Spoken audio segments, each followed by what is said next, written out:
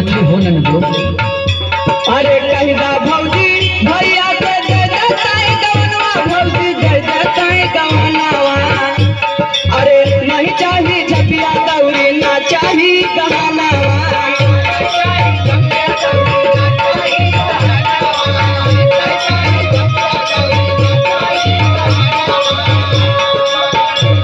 ओ नहीं चाही झपिया दौरी ना चाही गहनवा भौजी ना चाही गहनवा। सुनत हो भौजी सुनत ही हो। ससुरे भेजौ तू भौजी कइके तू बहानावा।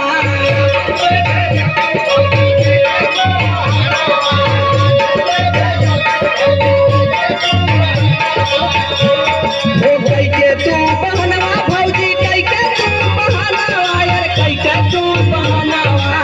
ससुरे भेजौ तू भौजी कइके तू बहानावा।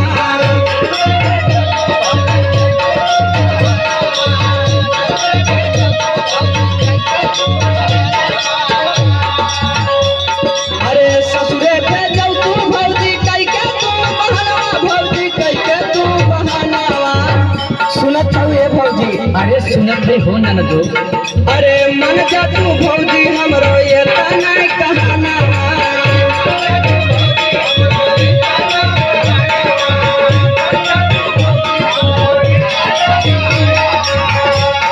ओ मन जा तू भौजी हमरो इतनाई कहानावा भौजी इतनाई कहानावा।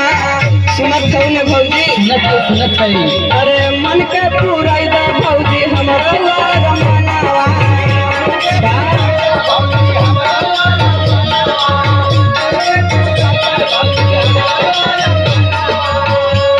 हो मन के पुराई दा भौजी हमरो रमनावा भौजी हमरो रमनावा।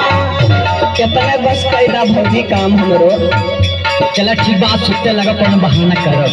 हो मन के पुराई दा भौजी हमरो रमनावा भौजी हमरो रमनावा।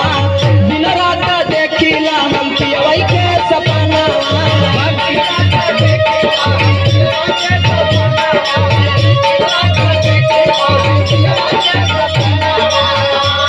अरे दिन रात देखिला हम पियवई के सपनावा भौजी पियवई के सपनावा। का बताइए भौजी बताओ बताओ। दिन रात खाली सुतल का सपना देखिला कि हमारे मुरवारी हैं करवट फेरत हैं ओहो हो। कि